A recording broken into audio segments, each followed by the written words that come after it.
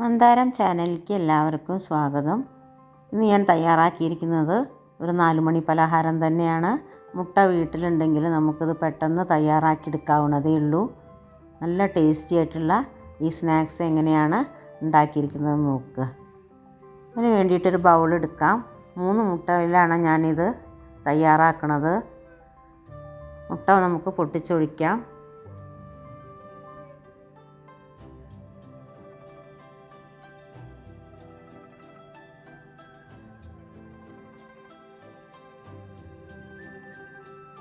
ഇനി ഇതിലേക്ക് വേണ്ട ഉപ്പ് ചേർത്ത് കൊടുക്കണം. പാകത്തിന് ഉപ്പിട്ട് കൊടുത്തു. പിന്നീട് 1/4 ടീസ്പൂൺ കുരുമുളക് പൊടി, 1 ടീസ്പൂൺ ചതച്ച മുളക്, ഇത് നമുക്ക് എരിവിന് മാത്രം മതി. 1/4 ടീസ്പൂൺ പെരുംജീരകം പൊടിച്ചത്, 1/4 ടീസ്പൂൺ ചിക്കൻ മസാല, ഇത്രയും ചേർത്ത് നന്നായി മിക്സ് ചെയ്തെടുക്കുക.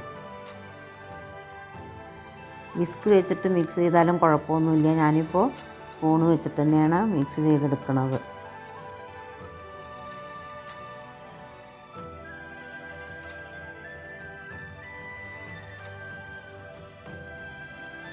ഇനി നമുക്കിത് ഓംലെറ്റ് ആക്കിയിട്ടെടുക്കാനുള്ളതാണ്. വട്ടത്തിൽ തന്നെ നമുക്ക് ഈ മുട്ട പൊരിച്ചെടുക്കണം. കൊത്തി പൊരിക്കുന്ന മാതിരിയല്ല അത് ചെയ്യേണ്ടത്. അതിന് വേണ്ടിയിട്ട് കുറച്ച് വലിയൊരു പാൻ അടുപ്പത്ത് വെച്ചു. വേണ്ടത്ര എണ്ണ ഒഴിച്ചു കൊടുക്കാം. എണ്ണ നന്നായി ചൂടായ ശേഷം തയ്യാറാക്കി വെച്ചിട്ടുള്ള മുട്ട അതിലേക്ക് ഒഴിച്ചു കൊടുക്കുക. ഇനി ഇത് കറക്റ്റ് വട്ടത്തിൽ ഷേപ്പായിട്ടാണ് എടുക്കേണ്ടത്. പക്ഷേ ഞാൻ അത്ര എക്സ്പേർട്ട് അല്ലാത്തത് കൊണ്ട് ഇതിൻ്റെ ഒരു സൈഡ് കുറച്ച് മുറിഞ്ഞു പോയിട്ടുണ്ട്. എന്നാലും ഞാനത് കട്ട് ചെയ്യുന്ന സമയത്ത് അഡ്ജസ്റ്റ് ചെയ്ത് കട്ട് ചെയ്തെടുത്തിട്ടുണ്ട്. ഒരു സൈഡും വേവിച്ച ശേഷം മറിച്ചിടാം.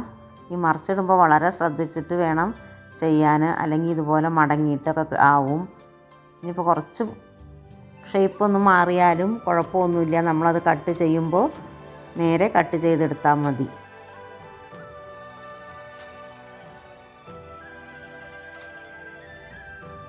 ശകലം ഇവിടെ മടങ്ങിപ്പോയി, കുഴപ്പമില്ല. 2 സൈഡും വേവിച്ച് നമ്മൾ വേറൊരു പാത്രത്തിലേക്ക് പരന്ന പ്ലേറ്റിലേക്ക് ഒഴിച്ചു കൊടുത്തിട്ടാണ് ഇത് കട്ട് ചെയ്യണത്.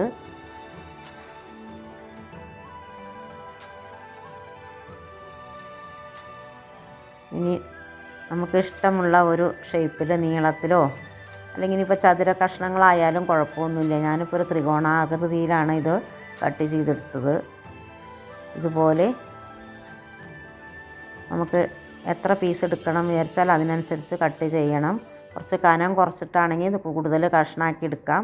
അല്ല കുറച്ച് കനത്തോട് കൂടിയിട്ടാണെങ്കിൽ കുറഞ്ഞ പീസിലാണ് അത് കട്ട് ചെയ്ത് കിട്ടുക.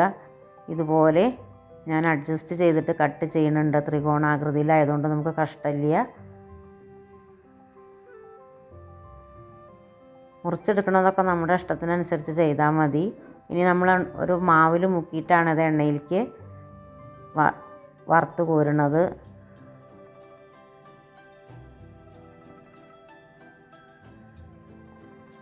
കുറച്ച് വലുതും ചെറുതൊക്കെ ആയിട്ടുള്ള കഷ്ണങ്ങളായിട്ടാണ് എനിക്ക് കിട്ടിയത്. ഒരേ ഷേപ്പിൽ വേണമെന്നൊന്നും യാതൊരു നിർബന്ധവും ഇല്ല. നമുക്ക് എങ്ങനെയാണോ ഇത് മുറിച്ചെടുക്കാൻ പറ്റുന്നത് അതേമാതിരി മുറിച്ചെടുക്കാം. എന്നാൽ എനിക്ക് കൂടുതൽ വേസ്റ്റൊന്നും വരാതെ 8 പീസ് കിട്ടിയിട്ടുണ്ട്. ഞാൻ പറഞ്ഞില്ലേ, ഇത് 4 പീസായിട്ടോ 6 പീസായിട്ടോ എങ്ങനെ വേണമെങ്കിലും നമുക്കിത് മുറിച്ചെടുക്കാം. ഞാനിപ്പോൾ ഒരു 8 പീസാക്കിയിട്ടാണ് മുറിച്ചെടുത്തത്. ഇതുപോലെയാണ് എനിക്ക് കിട്ടിയത്. ഇനി ഇതിന് വേണ്ടിയിട്ടുള്ള മാവ് തയ്യാറാക്കാം, വറുത്തെടുക്കാൻ വേണ്ടിയിട്ട്. അതിന് ഞാൻ അതേ ബൗൾ തന്നെയാണ് കഴുകിയെടുത്തിരിക്കുന്നത്. അതിലേക്ക് ഒരു 4 ടേബിൾ സ്പൂൺ മൈദ ചേർത്ത് കൊടുത്തു. നമുക്ക് ഈ മുറിച്ച മുട്ടയുടെ കഷ്ണത്തിനനുസരിച്ചിട്ട് വേണം മൈദ എടുക്കാൻ. ഇനി അതിലേക്ക് ഇഞ്ചി വെളുത്തുള്ളി പേസ്റ്റ് ചേർത്ത് കൊടുത്തു. ഒരു 1/4 ടീസ്പൂൺ മതി. പിന്നീട് ഒരു 3/4 ടേബിൾ സ്പൂൺ കാശ്മീരി മുളക് പൊടി ചേർക്കാം. 1/4 ടീസ്പൂൺ മഞ്ഞൾപ്പൊടി, ഒരു 1/4 ടീസ്പൂൺ പെരുംജീരകം പൊടിച്ചത്, പാകത്തിന് ഉപ്പ്. നമ്മൾ ഇതിലേക്ക് വേണ്ട ഉപ്പും കൂടി ചേർത്ത് കൊടുക്കാം. ഇനി നന്നായിട്ട് ഇതൊന്ന് മിക്സ് ചെയ്യണം.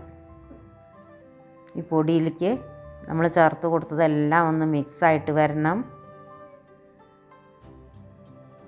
ഇനി ഇതിന്നൊരു 1/4 ഭാഗം നമ്മൾ ഒരു പരന്ന പ്ലേറ്റിലേക്ക് മാറ്റി കൊടുക്കുന്നുണ്ട്. നമ്മളെ ഈ വറുത്ത് വെച്ച മുട്ട ഒന്ന് പുരട്ടിയെടുക്കാൻ വേണ്ടിയിട്ടാണ് പൊടിയിൽ.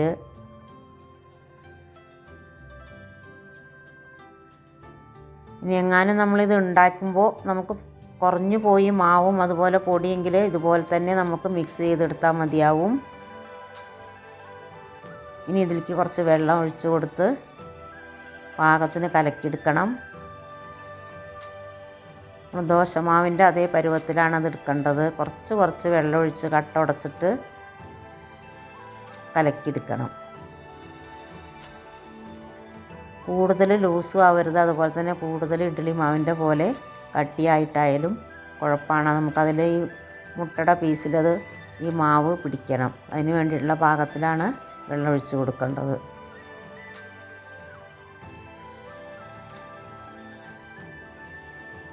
ഇത്രയും മതി. ഈ അളവിലാണ് കലക്കിയെടുക്കേണ്ടത്. ഇനി നമുക്ക് ഓരോ പീസായിട്ട് ഇതിലേക്ക് മുക്കിയെടുക്കണം. ആദ്യം ഈ മാവിലാണ് നമ്മൾ മുട്ടയുടെ പീസ് മുക്കിയെടുക്കേണ്ടത്.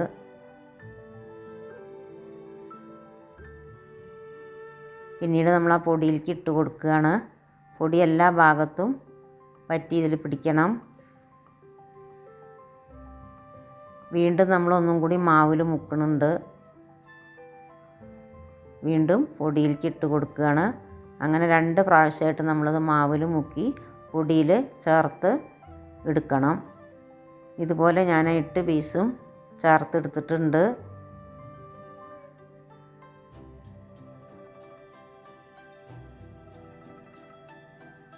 ഇങ്ങനെയാണ് ഇത് കിട്ടുക. ഇനി നമുക്കിത് വറുത്തെടുക്കണം. അതിന് വേണ്ടിയിട്ട് അതേ പാനിൽ തന്നെ എണ്ണ ഒഴിച്ച് കൊടുക്കാം. കുറച്ച് പരന്ന പാനാണെങ്കിൽ നമുക്കിത് 3-4 പീസ് ഇട്ട് കൊടുത്ത് വറുത്തെടുക്കാം. ചീനച്ചട്ടിയിലാണെങ്കിൽ ഓരോ പീസായിട്ടാണ് പറ്റുള്ളൂ. അതൊക്കെ നമ്മുടെ സൗകര്യം പോലെ നമുക്ക് എങ്ങനെയാണോ എളുപ്പം അതുപോലെ ചെയ്തെടുത്താൽ മതി. കൂടുതൽ എണ്ണ വേണ്ട, എന്നാൽ ചെറിയ നമുക്കിത് പൊരിച്ചെടുക്കുകയാണ് വേണ്ടത്. അതിന് വേണ്ടിയിട്ടുള്ള എണ്ണ ഒഴിച്ചു കൊടുക്കണം. എണ്ണ നന്നായി മൂത്ത ശേഷം അത് നോർമൽ ഫ്ലെയിമിലേക്ക് മാറ്റിയിട്ട് വേണം ഈ പീസുകൾ ഇട്ട് കൊടുക്കാൻ. പിന്നെ ഈ പൊടി കുറച്ചൊക്കെ നമുക്ക് ആ മുകൾ ഭാഗത്തുനിന്ന് ഇതിൽ കലർന്നു പോവും, ഒരു കുഴപ്പമില്ല. അതുകൊണ്ട് ഇനി ഈ ഇട്ട് കൊടുത്ത സൈഡ് ഒന്ന് നന്നായിട്ട് മൂത്ത് കിട്ടിയ ശേഷം വീണ്ടും അത് തിരിച്ചിട്ട് കൊടുക്കാം.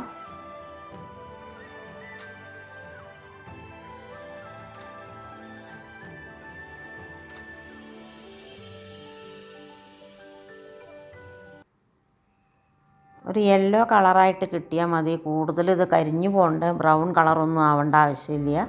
നമുക്കിത് എണ്ണയിൽ നിന്ന് മറിച്ചിടുന്ന സമയത്ത് തന്നെ അറിയാം ഒരു യെല്ലോ കളറിലാണ് ഇതുപോലെ വരിക.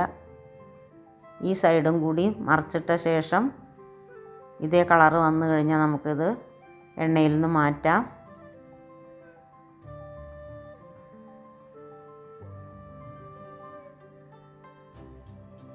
എൻ്റെ ഈ വീഡിയോ നിങ്ങൾക്കൊക്കെ ഇഷ്ടപ്പെട്ടു എന്ന് വിചാരിക്കുന്നു. ഇഷ്ടപ്പെട്ട ഒന്ന് ലൈക്ക് ചെയ്യണം, ഷെയർ ചെയ്യണം, സബ്സ്ക്രൈബ് ചെയ്ത് എന്നെ ഒന്ന് ഹെൽപ്പ് ചെയ്യണം. കൂടുതൽ പ്രയാസമൊന്നുമില്ല. നമുക്ക് ഈ മുട്ട സ്നാക്സ് ഉണ്ടാക്കിയെടുക്കാൻ വേണ്ടിയിട്ട് ഒരു 1/2 കപ്പ് മൈദയും കൂടി എക്സ്ട്രാ ഉണ്ടെങ്കിൽ നമുക്ക് നല്ല ടേസ്റ്റി ആയിട്ടുള്ള ഈ 4 മണി പലഹാരം തയ്യാറാക്കാം. എല്ലാവരും സമയം കിട്ടുകയാണെങ്കിൽ ഒന്ന് ട്രൈ ചെയ്ത് നോക്കണം. നമുക്കിനി ഇതൊരു പ്ലേറ്റിലേക്ക് മാറ്റാൻ അത്രയും വെന്താൽ മതി. ഇതാണ് ഈ പാകത്തിൽ നമ്മൾ ചൂടോടെ ഇത് ഉപയോഗിക്കുകയാണെങ്കിൽ നല്ലതാണ്. തണുത്ത് കഴിഞ്ഞാൽ നമുക്കിത് കുറച്ച് ടേസ്റ്റ് കുറഞ്ഞ് കിട്ടും. ചൂടോടെയാണ് നമ്മളിത് സോസ് കൂട്ടിയിട്ട് കഴിക്കേണ്ടത്. ചായക്കോ കാപ്പിക്കോ ഒക്കെ ഇത് ഉപയോഗിക്കാം. അടുത്തതും ഞാൻ അതുപോലെ തന്നെ വറുത്തെടുത്തു.